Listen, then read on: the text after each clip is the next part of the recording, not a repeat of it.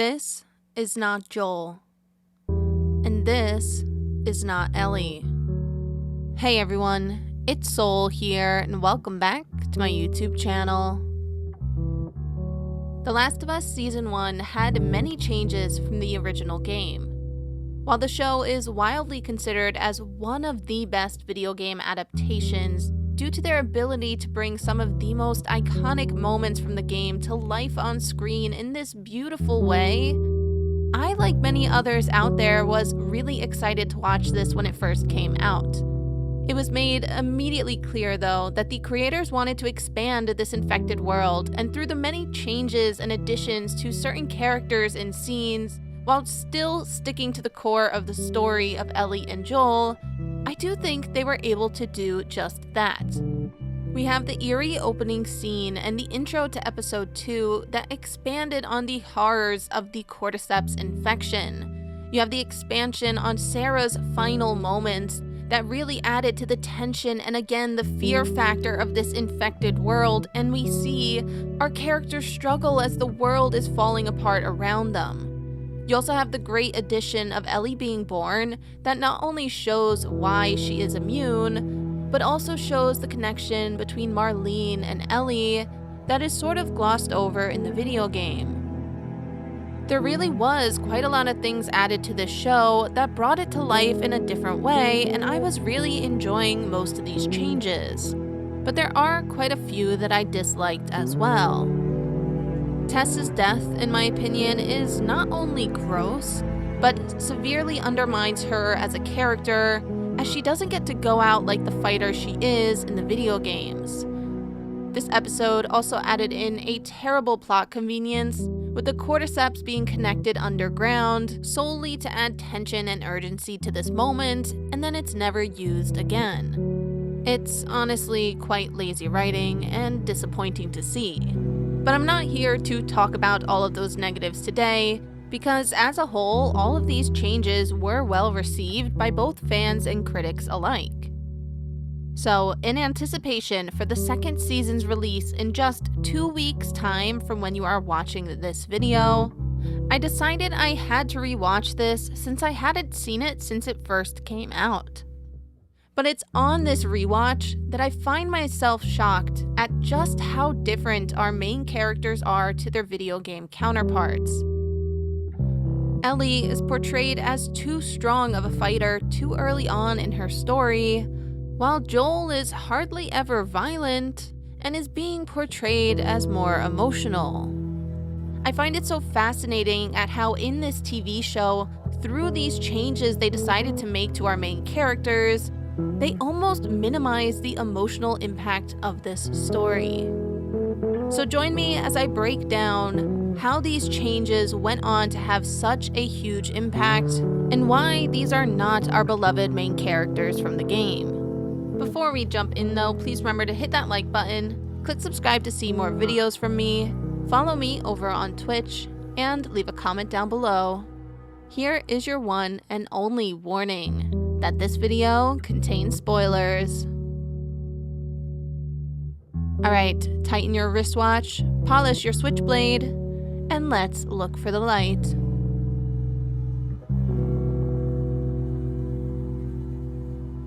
First impressions, as in life, are just as important in stories. How we first perceive a character not only sets up them as a person and their personality, but it also sets up their character arc. And through the early scenes with these characters in the video game, we get a clear understanding at who they are. And it's because the writers and creators spent a great amount of time making sure that every little detail meant something at telling us who these characters are deep down. Joel, give me a hand with this. When you watch the first introduction of Ellie, in that crucial scene and encounter, a lot of information is told to us in the subtext. We see that Ellie is not only willing to fight, but is really not that good of a fighter yet. We see that she deeply cares about the people around her as she rushes over to Marlene after having just met her not too long ago. Through her quick snapbacks and her witty remarks, Bullshit, I'm not Ellie, we get the feeling that she is slightly strong-willed, but also has a sense of sarcasm that we will all come to know and love. And then very soon after this first scene, as the two step outside and see the dead bodies of the fireflies, we get a sense of Ellie's innocence, naivety, and her lack of experience within this infected world as she stands there shocked at the sight. Whoa. I heard all the shooting, but what happened?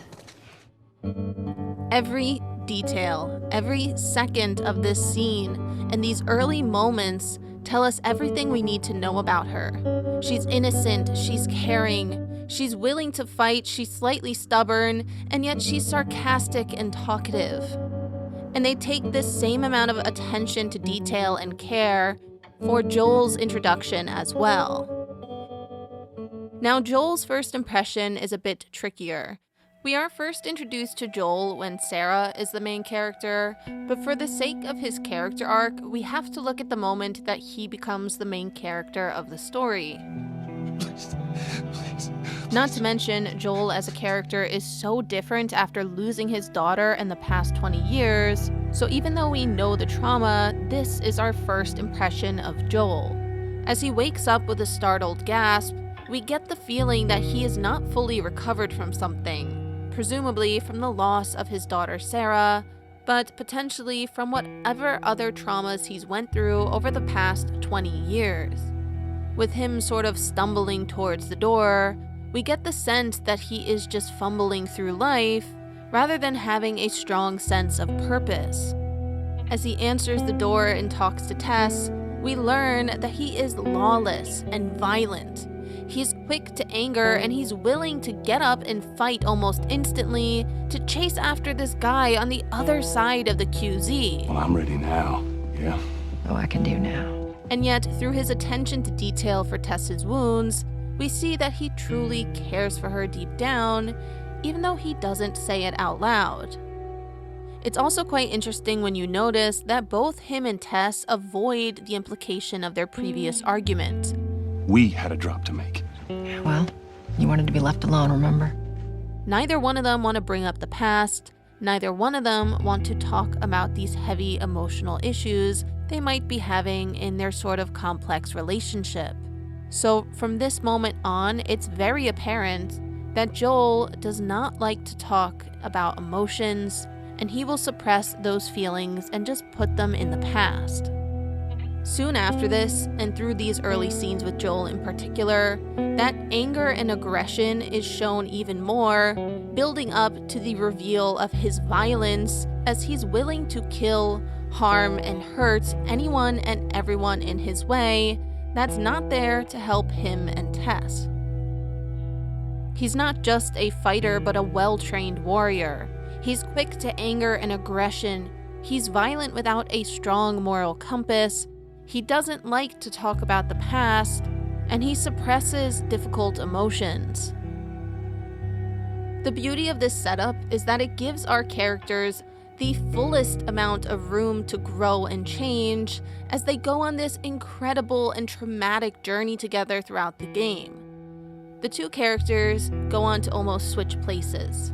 Ellie, through the traumatic events of their travels, goes on to shut down, finding herself colder and more secretive as she suppresses all of her emotions, becoming less and less talkative through their journeys.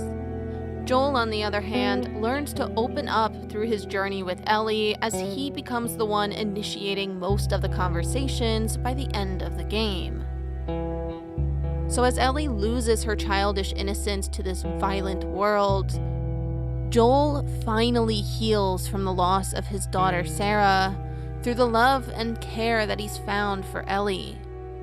He opens up emotionally, and by the second game, he learns to once again have faith in humanity.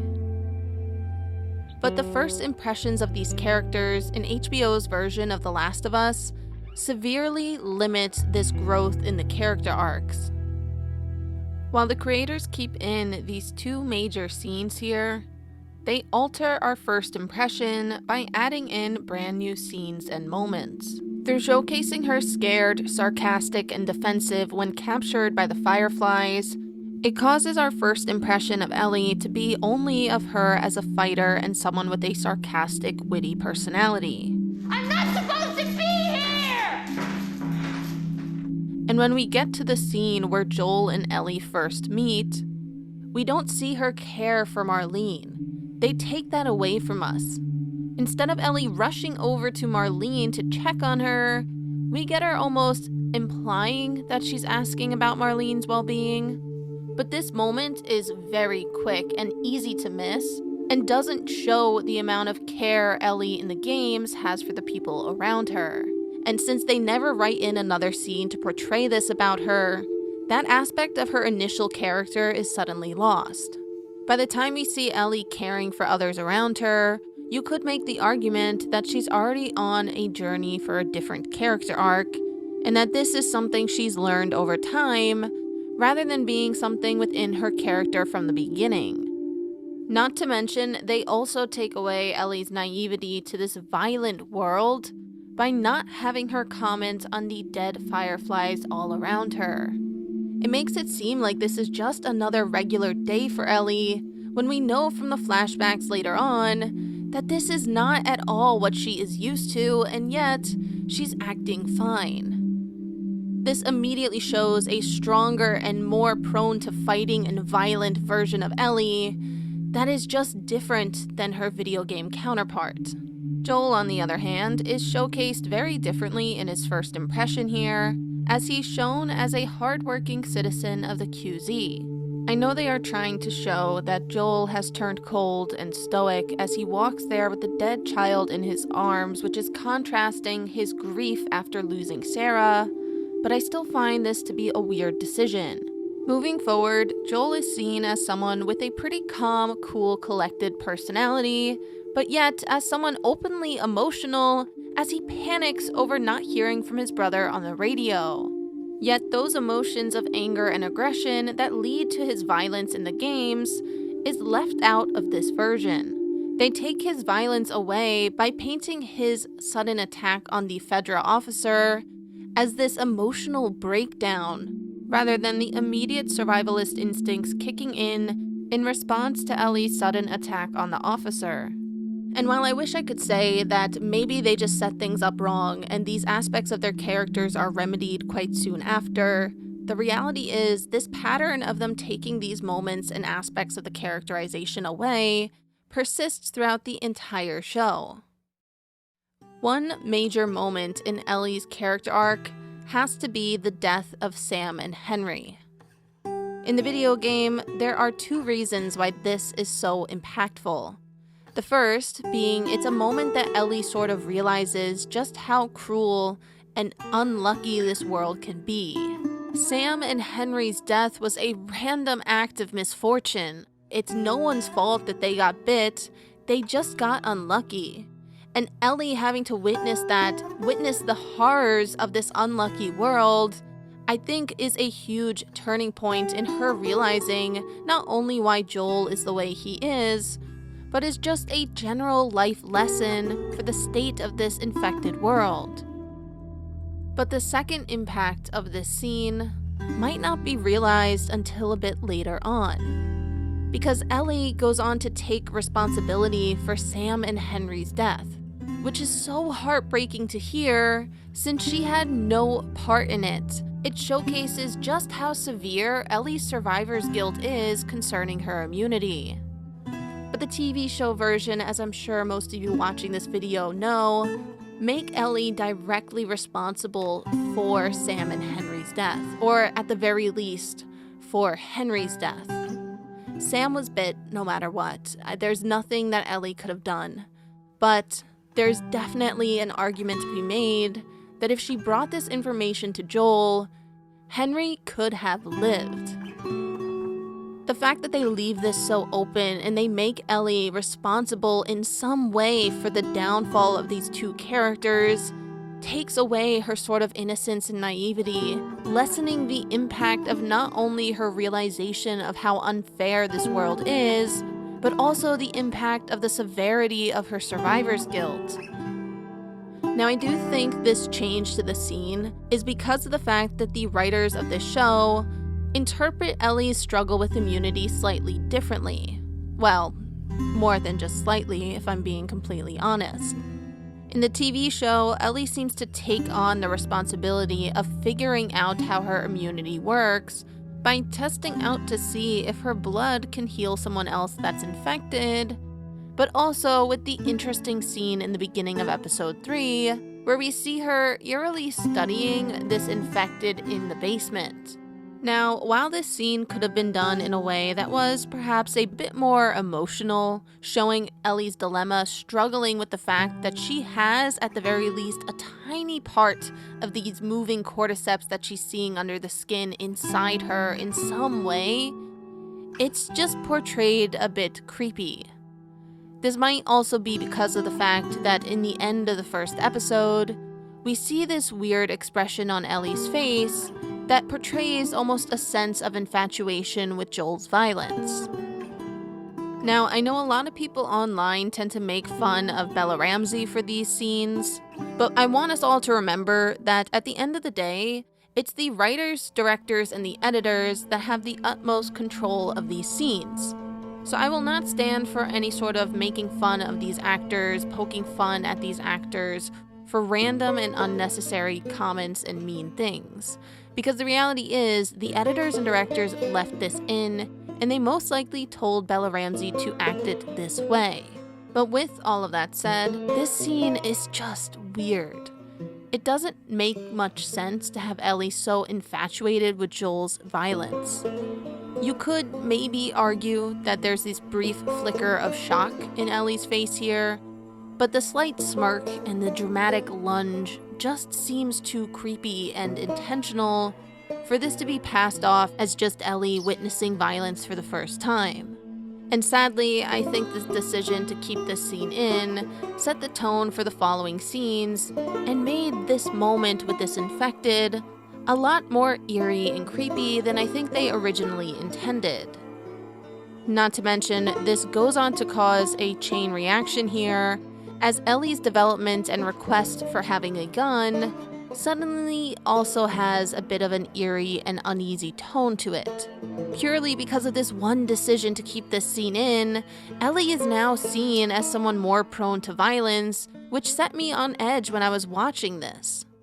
Ellie finally getting a gun in the game is very symbolic of Joel not only letting his guard down and trusting Ellie, but is also symbolic of Ellie finally learning the ways of the world just a little bit. But here, it seems like she is so excited to get a weapon that that's what's driving her growth, her need for more violence and to become a stronger fighter, rather than that being a natural consequence of her journeys in this infected world. So no, this version of Ellie is not the same as her video game counterpart. She's drawn to violence, she's infatuated with this infection that's growing inside her, she's a lot more active in trying to figure out her immunity, and in general, she has lost the sense of innocence and naivety way too soon in this story, rather than the gradual loss of it that we saw in the video game story. But despite all of these changes, however, with the ending of the story remaining the same and the tragedies that Ellie goes through in both the video game and the TV show, we still end up with a version of Ellie that winds up suppressing her emotions and is withholding her true thoughts and feelings from Joel. And since we still end up at this version of Ellie, I don't really see any of these changes going on to impact the events of the second season. But sadly, I can't say the same for the changes made to Joel. Aside from the TV show taking away that first impression of Joel, stripping him of his moments of anger, aggression, and violence, we now see him as someone who is overly emotional quite often. Instead of Joel refusing to look back at the past that we saw in the video game version, instead of him being the type of guy that suppresses all of these tough emotions, we instead see that he is panicked over the fact that he has not heard from his brother Tommy in a while. And while they could have kept this as a subtle change, they instead really wanted Joel to be seen as someone who is family-oriented.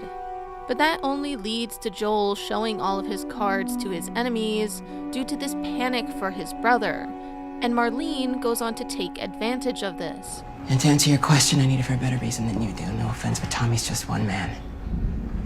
It's our business to know things. But another major emotional moment in this show has to be the conversation that Joel has when he finally reunites with Tommy.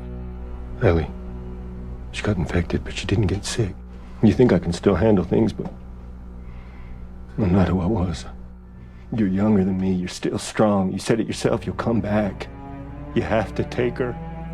The beauty about this encounter in the original games was that Joel didn't need to tell Tommy that he is struggling with his fears. He didn't have to tell Tommy that he's worried he can't protect Ellie. He didn't have to say a single word because Tommy saw it written all over him. That beauty in the unspoken bond and connection between these two brothers is not only a really nice way to show their connection even after all these years apart, but it also actually strengthens the impact of this major argument between Ellie and Joel. Not her, you know. What? Maria told me about Sarah. Ellie? And You are treading on some mighty thin ice here.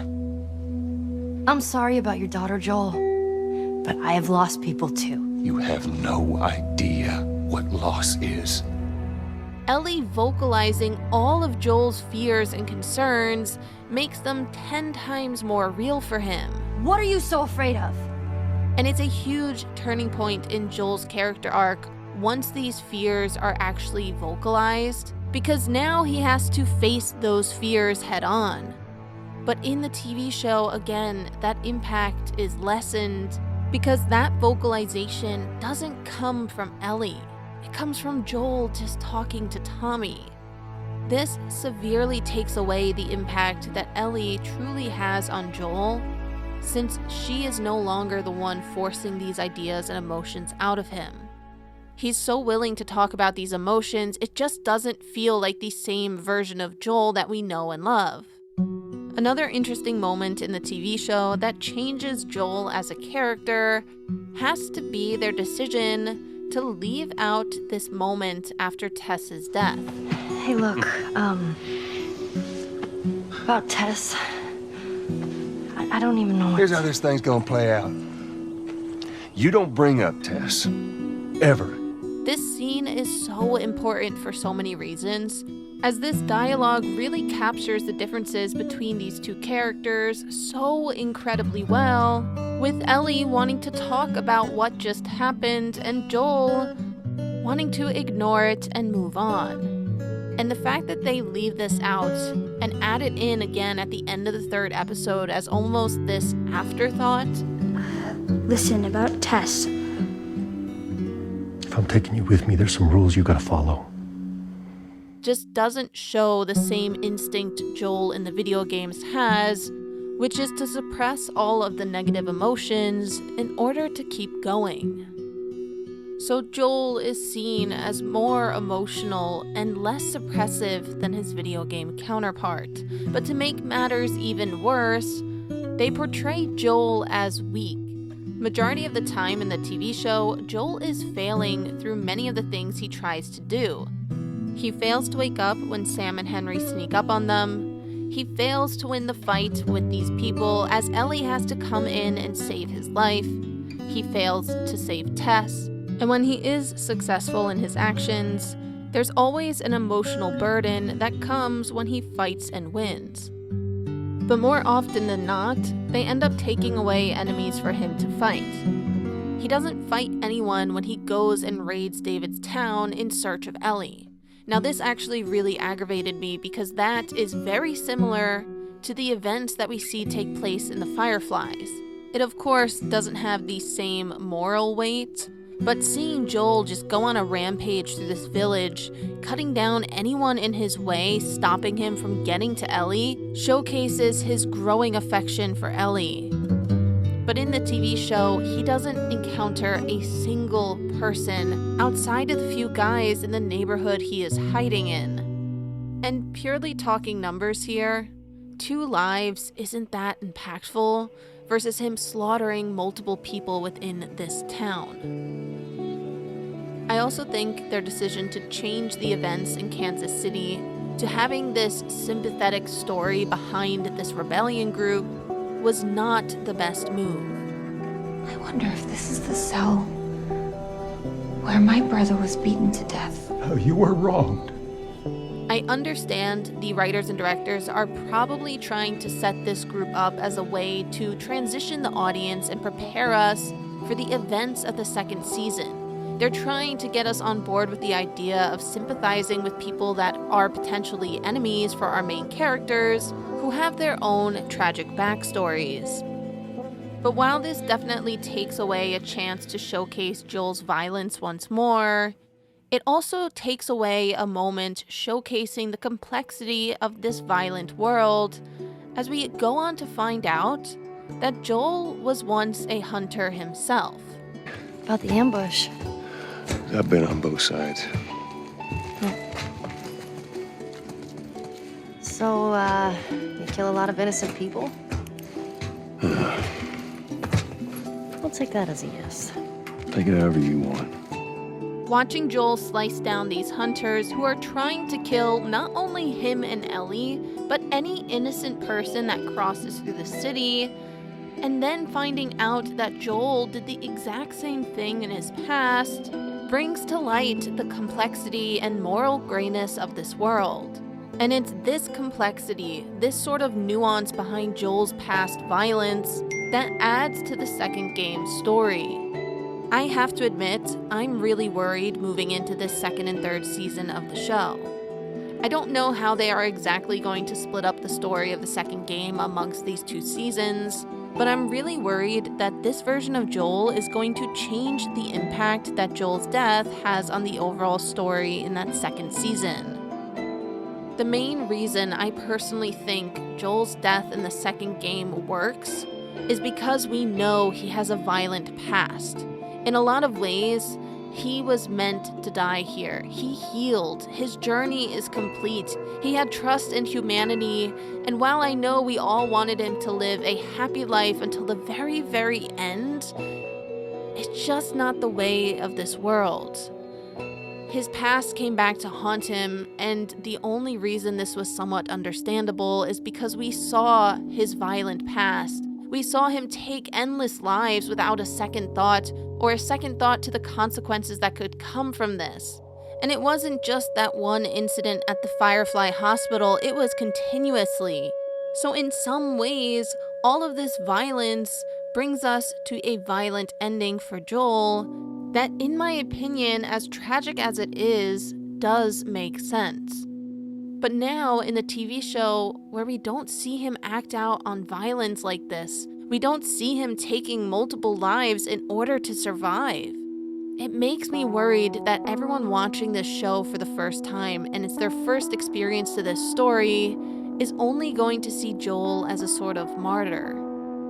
Joel's death is already such a polarizing event, and I honestly don't understand how anyone would get behind the idea of him dying, let alone sympathizing with his killer, when we don't see him as this violent person like we do in the games. I know the other characters in this show try to talk up Joel's strength. They imply that he is the fierce warrior that we see in the video games, but the reality is we never see that for ourselves. And with all of these changes, as I look ahead to that second season, I have to remind myself that this is simply not Joel. With all of these changes that I've outlined between these 2 characters, I myself, and probably many of you watching this video, might be wondering how I missed this the first time around. And quite honestly, I think it's a mix of things. I definitely feel that Pedro Pascal and Bella Ramsey did a great job with the bantering moments between these 2 characters. The overall energy of these scenes felt lighthearted and true to the relationship within the video game's original story, that I think I was just captivated by the overall energy of these scenes. Not to mention, seeing the infected come to life on screen, seeing the beautiful settings, as well as all of the additions and expansions on this infected world as a whole, it really pulled me into the initial viewing experience. So I guess I had some rose-colored glasses on when I first watched this show. But that being said, that leads me to the other question as well, which is, are these changes good or not? And, well, the answer is quite subjective. I think most people that have played the game and are watching the show will find these changes to be a slight negative, or at the very least, they will realize that the emotional impact is less than the video game. However, for anyone watching this show for the first time, not knowing a single thing about the video games, I think they will love this show because it still hits all of the key parts of this tragic and beautiful story, showcasing the found family Joel and Ellie find in each other as Joel learns to heal from the loss of his daughter Sarah. I don't think any of us are prepared for the second season, but I will definitely be keeping my eye on Ellie and Joel, as well as a few other changes they made in the first season. The addition of Tommy and Maria's child is definitely going to change this dynamic amongst this found family, and the change of Abby not having her muscles anymore definitely impacts her character arc. There's a great video about this on YouTube. I highly encourage you to check it out if you haven't done so already. But Abby having her strength is a huge part of her character development, so I'm intrigued to see how they make up for that.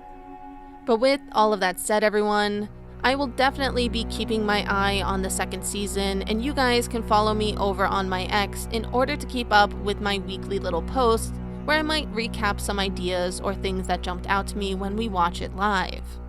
If you made it this far into the video, let me know by leaving a little snowflake emoji in anticipation for the first episode of the second season. If you guys like my discussion, please hit that like button down below and leave your thoughts in the comment section. How do you feel these characters changed? Did I miss any key attributes to their personalities? I would love to hear all of your thoughts and feelings down below. Make sure when you're down there to click subscribe to see more videos from me, and turn on notifications if you want to be notified whenever I post a new video. Thanks for watching, everyone, and I will see you future souls next time. Bye, guys!